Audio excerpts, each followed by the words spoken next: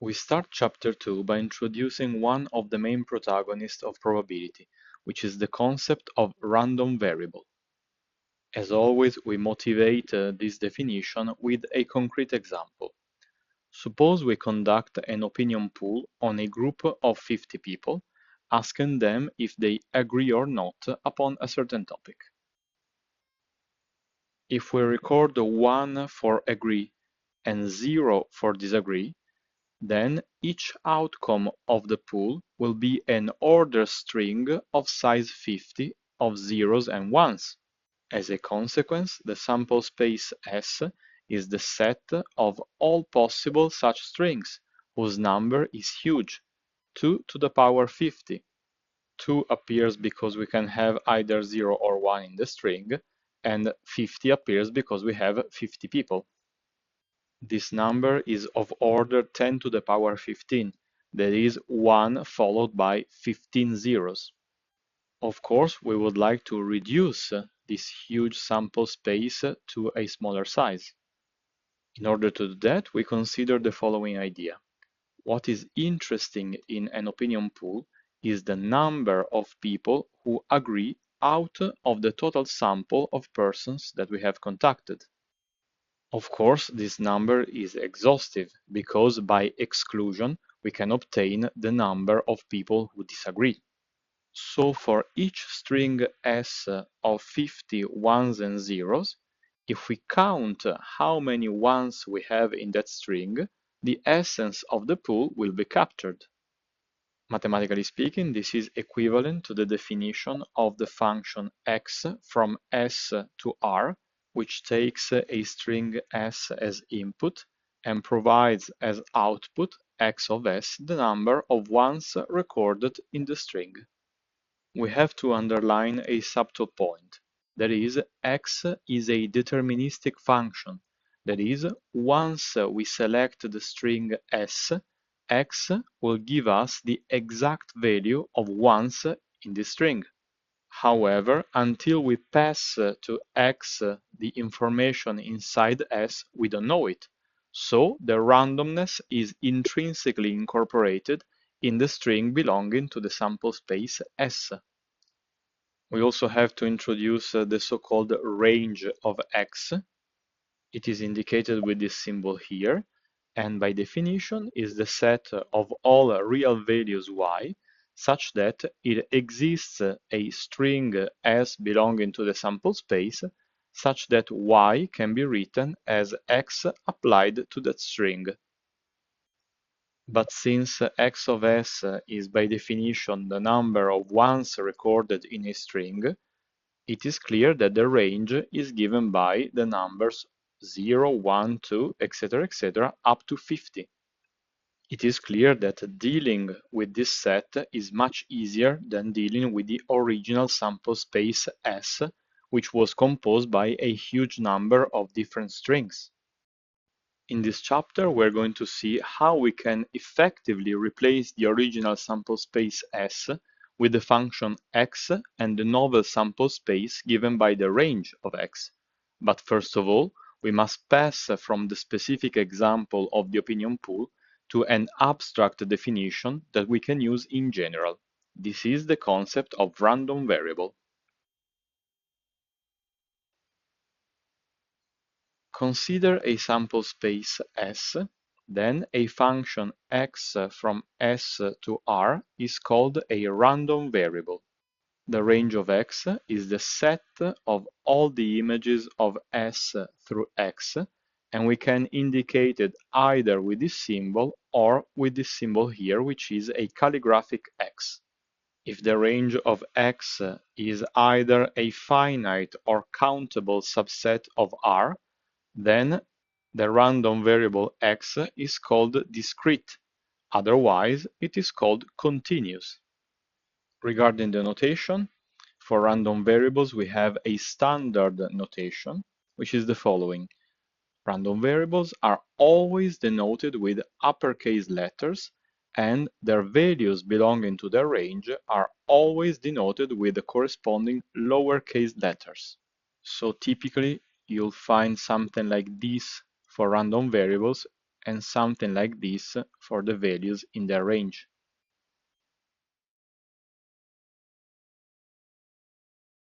We start our analysis of random variables with the discrete ones.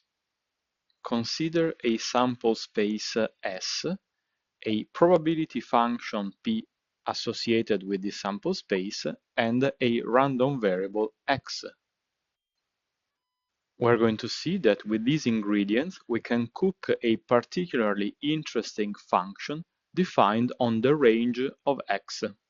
For simplicity, suppose that the sample space is given by S1, S2, Sn. Then the random variable X defines a novel sample space, which is its range. As we said before, we indicate with small x1, etc., etc., xm, the images of X with m less than or equal to n. As we have said before with the example of the opinion pool, m can be significantly smaller than n. However, if the random variable X is 1 to 1, then n is equal to m. Once we have established this notation, we can define the function px like this. Px takes a real value xi that belongs to the range of the random variable x and brings it to the probability of an event ei. The event ei is defined by the set of all the outcomes that are mapped to xi by the random variable x. As you can see in this definition, we have a well-balanced interplay between the original sample space S, the probability function P, and the random variable x. This way of writing the action of Px is not the canonical one. In fact, as always, people working in probability love using their own peculiar notation, which is the following. Instead of writing this symbol, they write this symbol here, in which we have not one but two abuses of notation. The first consists in the fact that Px loses the x, and it may be confused with the original probability function P. However, we can understand that we are not talking about the original probability function because of the appearance of the random variable x. The second abuse of notation is that writing x equals small xi makes absolutely no sense mathematically speaking. In fact, x is a function and small xi is a real value. In spite of this nonsense, this is the common notation that you see in practically every book of probability. So we have to live with that, and let's continue with the introduction of the concept of law. The law of a discrete random variable x is this set of probability values.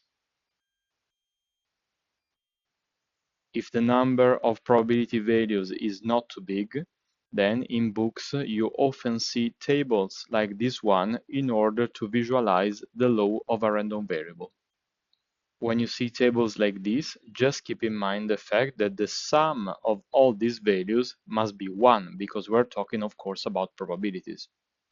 To have a better idea of how it works, let's consider an example. We can consider, for instance, the 3 coin tosses and the random variable x, that is the number of heads obtained in the 3 tosses. Let's first list all the possible outcomes and all the possible values that x can take. One outcome can be 3 heads, and so x takes the value 3. Then we have 3 outcomes in which we have 2 heads, and so x takes the value 2. Again, 3 outcomes in which we have 1 head, and so x takes the value 1. And finally, an outcome in which we have no heads, and so x takes the value 0. It follows that the range for the random variable x is this one here, that is from 0 to 3. Now, as you see, we have 8 possible outcomes. We assume that the coin is fair, and so The probability that x takes the value 0 is 1 divided by 8, because as you can see, there is only one slot over 8 that is occupied by 0. The probability that x takes the value 1 is 3 over 8, because there are 3 slots occupied by 1 over 8. Similarly for x equals 2, and finally for x equals 3, we turn back again to 1 divided by 8, because there is only one slot occupied by 3 over 8. So you see that these kind of tables are actually kind of intuitive and practical to use when there are not many values in the range of a random variable. Now, since we have introduced the concept of random variable with the example of the opinion pool, it's nice to provide the law of the random variable that counts the number of ones in a pool among 50 people. Recall that in that case, the original sample space S is given by the 2 to the power 50 strings of 50 zeros and ones. If each one of these strings is equally likely, then the probability that the random variable takes the value x, for example, you can take 19 if you want, can be obtained by counting all the strings with x ones in the original sample space. We have learned how to count this kind of objects. It is an unordered enumeration without replacement, and so the number of strings with x ones is given by this binomial coefficient. Hence, the probability that the random variable takes the value x is given by the fraction between this binomial coefficient and 2 to the power 50.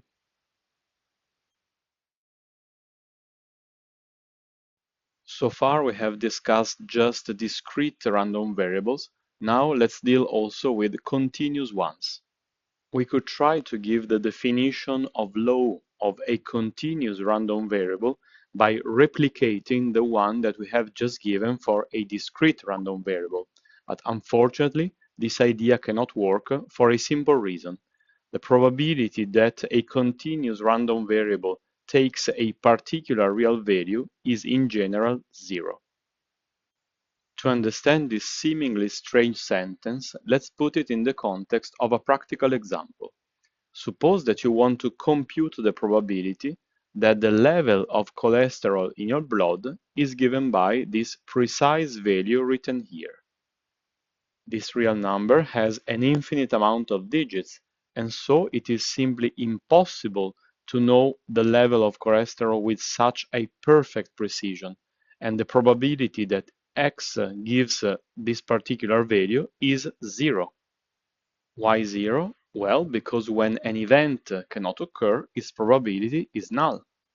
This explains why, when we deal with continuous random variables, we are not interested in expressions like this, but we are interested in expressions like this, which is the probability that the random variable takes values in an interval and not in a single value of the interval.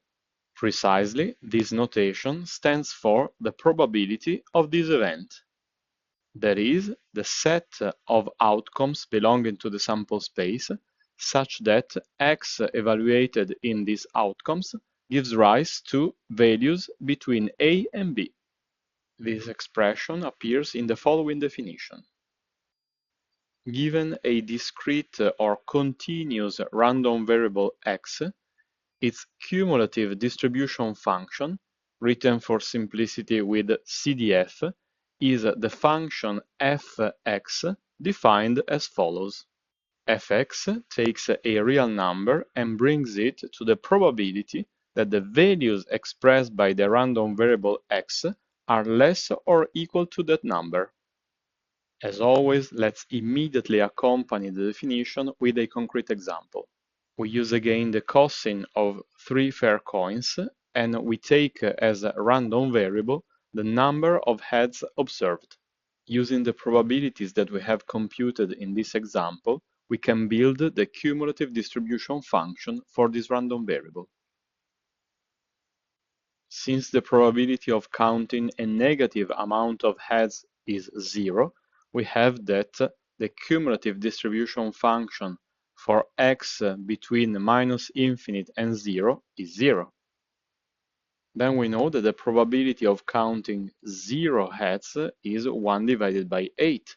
So we have to start with 1 divided by 8 when x is 0. Since the random variable x is discrete, we continue with this value until we reach x equals 1. At x equals 1, we find a probability of 3 divided by 8. So when x equals 1, we have to use the definition of cumulative distribution function and sum the previous value of 1 divided by 8 with this novel value of 3 divided by 8. Of course, we obtain 4 divided by 8, which is a half. We continue with a half until we reach x equals 2. When x equals 2, we find another contribution of 3 over 8 to the probability. And so we have to sum the previously cumulated value of 1/2 with this novel value of 3 divided by 8. What we obtain is 7 divided by 8, and so we place it here. We continue with 7 divided by 8 until we reach x equals 3, where we find the last contribution to the overall probability, that is 1 divided by 8. We sum the previously accumulated value 7 divided by 8 with this novel contribution, and as expected, we obtain 1. So in the graph, we place 1 here and we continue indefinitely. What we have obtained is a so-called step function.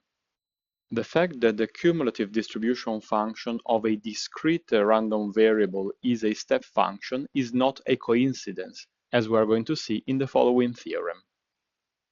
The theorem says that a random variable x is discrete if and only if its cumulative distribution function is a step function of x. Moreover, f is continuous if and only if its cumulative distribution function is a continuous function of x. Before giving an example of continuous cumulative distribution function, let's discuss this very important theorem. A function f from R to 0, 1 is the cumulative distribution function of a random variable if and only if the limits of f of x when x tends to minus and plus infinity are 0 and 1 respectively, and f is non-decreasing, which precisely means that for all x and y in R such that x is strictly inferior than y, we have that f of x is less than or equal to f of y. In particular, if here we have the strict inequality, we say that f is increasing. However, for the characterization of a cumulative distribution function, the property of being non-increasing is sufficient. Let's use this theorem immediately to provide an example of continuous CDF. Consider this function here from R to 0, 1, defined as the fraction between 1 and 1 plus the exponential of minus x. First of all, let's deal with the limits. For that, remember that the exponential function has the graph depicted here. So you see that when t tends to minus infinity, the exponential function tends to 0, and when t tends to plus infinity, the exponential function also tends to plus infinity. If t is replaced by minus x, then the graph is flipped, as you can see in this picture here. When x tends to minus infinity, the exponential of minus x tends to plus infinity. This is exactly what is written here, and if we introduce this value here, we have that when x tends to minus infinity, f of x tends to 1 divided 1 plus infinity, which is infinity, and so this ratio is 0. Vice versa, when x tends to plus infinity, the exponential of minus x tends to 0, as it is written here. So, introducing this fact into f of x, we have that its limit when x tends to plus infinity is 1 divided 1 plus 0, and so is 1. So the limits when x tends to plus and minus infinity of f of x are exactly those expected for a cumulative distribution function. Now it remains to be checked that f is at least non-decreasing. Recall that if a function of a real variable is differentiable and its first derivative is non-negative, then the function is non-decreasing.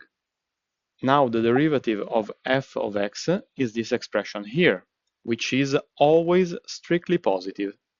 Why that? Well, because as you can see from these graphs, the exponential function is always strictly positive.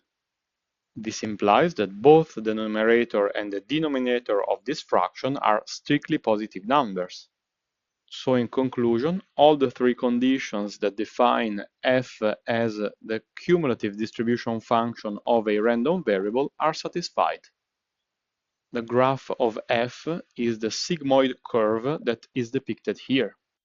In probability, a continuous random variable with this kind of CDF is called logistic.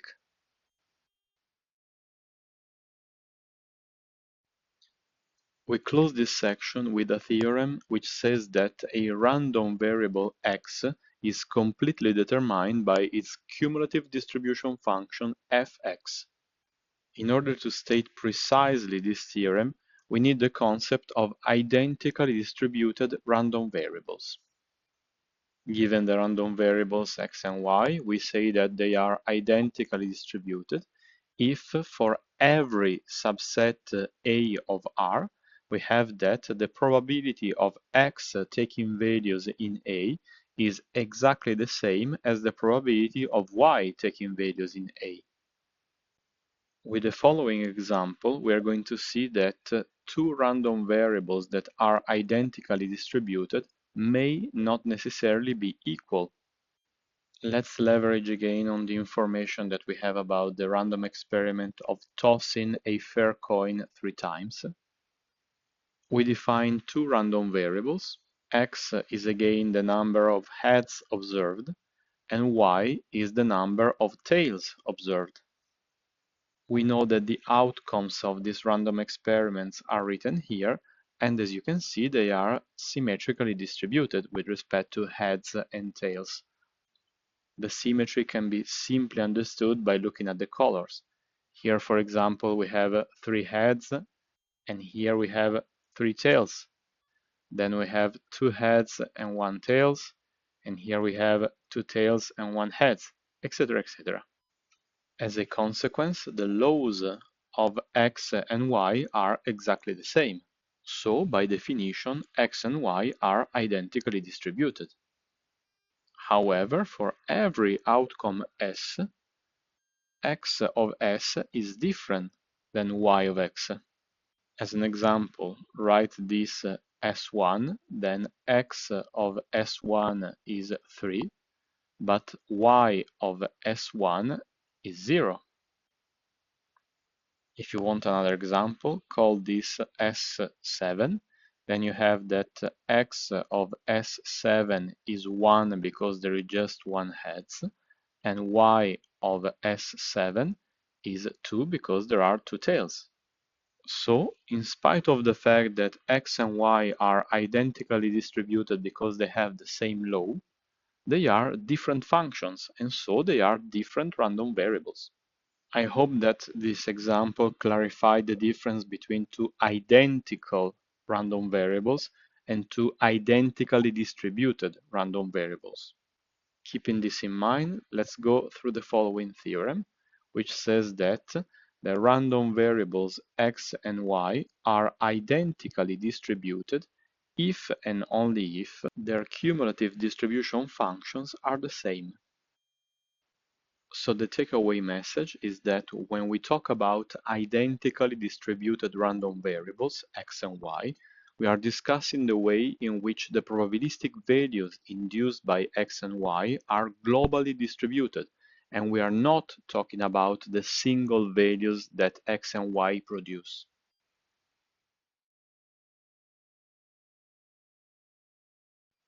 We have seen that to every random variable x, we can associate its cumulative distribution function fx. In this section, we're going to see that this association can be extended to another function that is called either probability mass function or probability density function, depending on the fact that we are considering a discrete or continuous random variable. Let's start with the discrete ones. The PMF, that is the probability mass function of a discrete random variable x, is the function fx defined on R to 0 plus infinity, given by this formula here. This formula explains why the PMF of a discrete random variable is also called point probability. As we have already seen, the point probability for a continuous random variable is 0, and so we have to come up with another definition. As you may expect, in this definition, instead of considering one single point, for example x, we consider points belonging to an interval. The precise definition of probability density function for a continuous random variable is the following.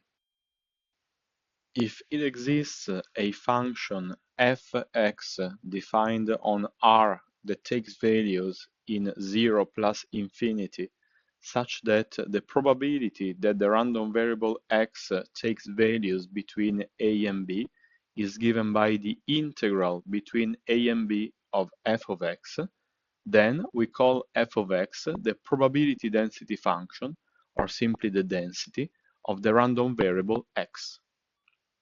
Notice that since the total probability is 1, fx must fulfill this constraint here, where the lower bound of integration is minus infinity and the upper bound of integration is plus infinity, and so the integral is extended over the entire real line. Notice that in the definition we said if it exists a function that can be written as an integral. Why that? Well, because not all the functions can be integrated over a finite interval, and even if they are, not all the functions can be integrated over the entire real line. In particular, for this integral to exist, fx must decrease to 0 quite rapidly when x tends to infinity.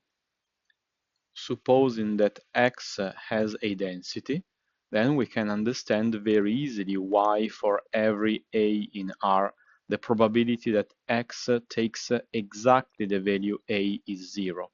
In fact, p of x equals a is nothing but p of x being between a and itself, look at the boundaries, but this is exactly the integral of f of x between a, and you know that the integral between one extreme and itself is exactly 0.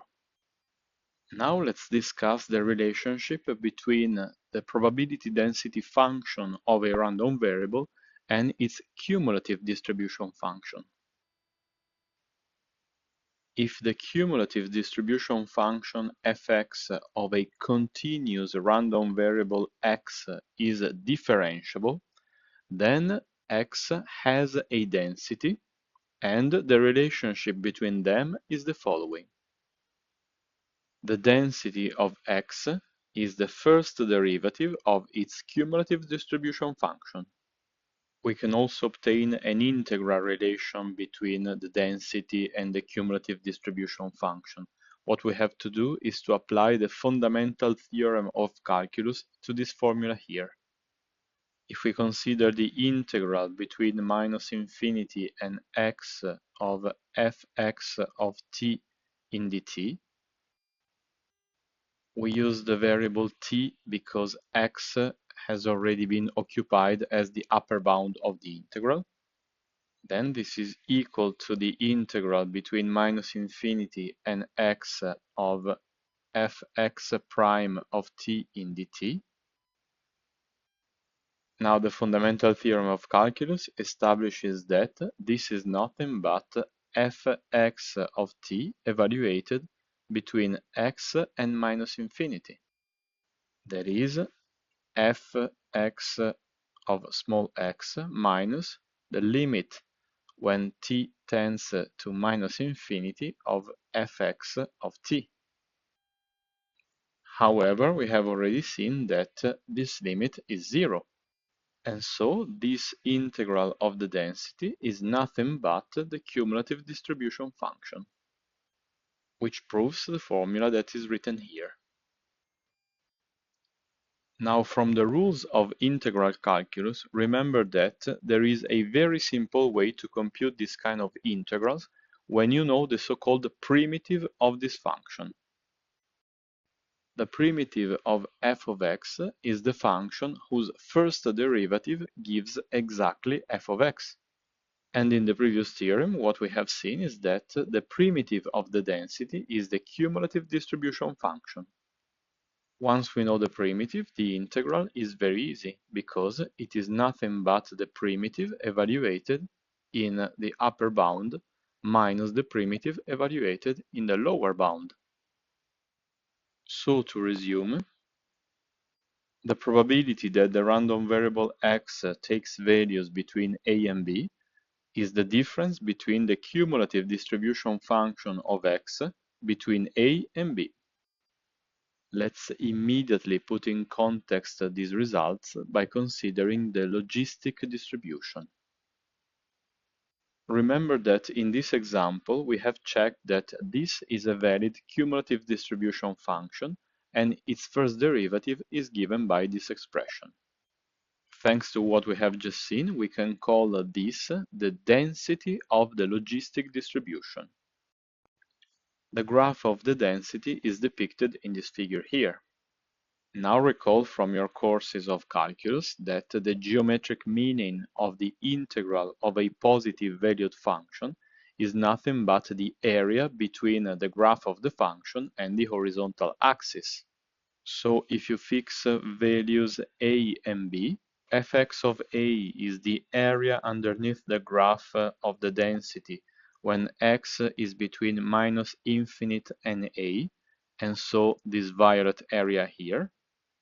Fx of b is the area composed by the violet and the light blue areas. And so, if we subtract the two values, we obtain the area underneath the graph of the density when x is between a and b, this one here. As for the cumulative distribution function, we can give necessary and sufficient conditions to establish when a function is a density. The theorem says that a function fx is the probability mass function or the probability density function of a random variable x if and only if fx takes only non-negative values and it's normalized to 1, which means for a probability mass function that the sum of its values is 1, and for a probability density function that the integral of its values is 1. A final word on the notation. In probability, we write this symbol here, a tilde, to say that x is distributed as fx. So we write this or this. Moreover, when two random variables are equally distributed, we write this symbol here.